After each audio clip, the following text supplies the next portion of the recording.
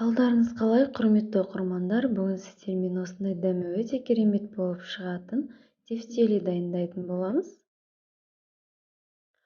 Ол үшін ең алдымен фаршын дайындап аламыз.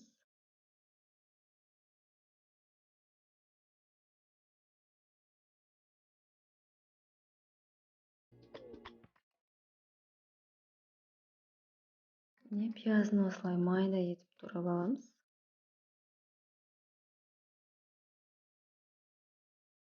Келесі кезек бізде фаршымыздың үстінен туралған пиязымызды саламыз. Және алдын ала жуып дайындалған күрішімізді саламыз. Және бір жұмыртқа.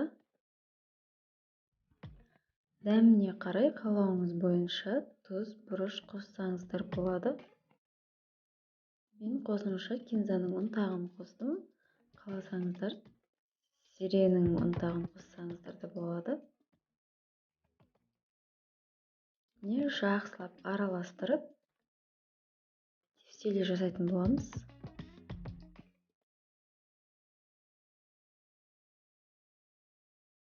Бір ыдысқа кішкене ұнымызды салып, осылай фаршымызды домалақтап қаттырақ қысамыз. Және бір ұнға аунатып, осылай ыдысымызға жақсылап орналастырып, тоңазытқышқа 30-40 минутқа салып қоямыз.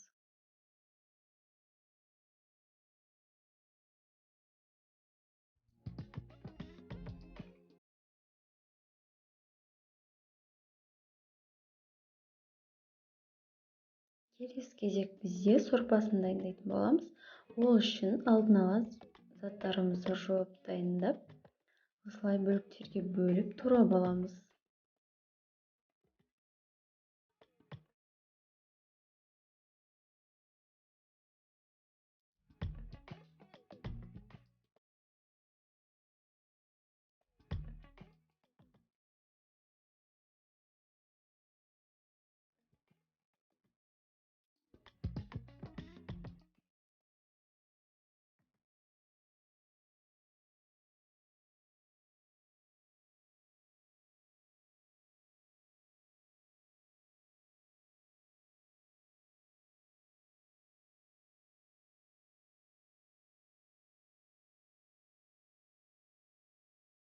Қалауларыңыз бойынша тура берсеңіздер болады.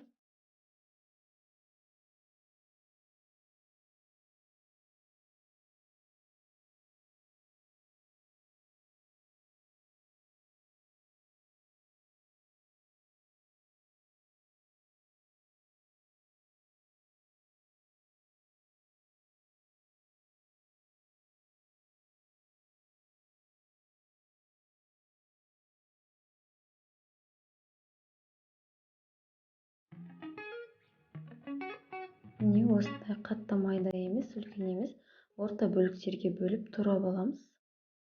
Келесі кезекте қызып тұрған қазанымызға майымызды құйып, жақсылап қыздырып алып, үстінен пиязымызды салып, жақсылап қуырамыз.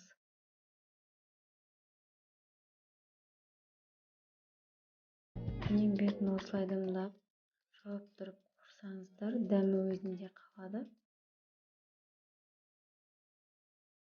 Келесі кезек бізде сәбіз. Картопымызды саламыз.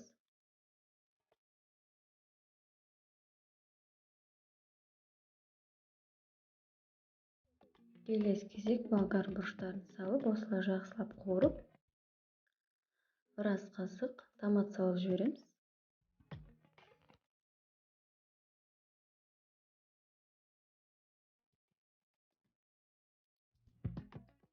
Чеснокты қалауларыңыз бойынша қоссаңыздар болады. Негізінде қоссаңыз дәмін ерекше керемет етіп шығарады. Осымен дайын қайнап тұрған суымызды үстінен құямыз.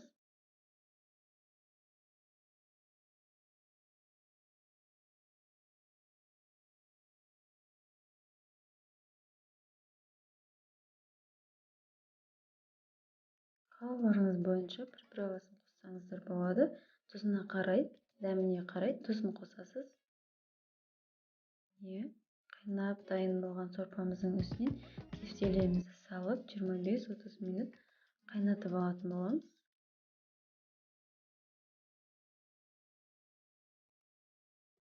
Құрметті достар, менің каналыма тіркелмеген болсаңыз, тіркеліп лайк басып, қоңырауша белгісін басып кетіңіздер. Міне осымен біздің асымыз дайын. Баршаңызға ас болсын, сіздер де жасап көріңіздер.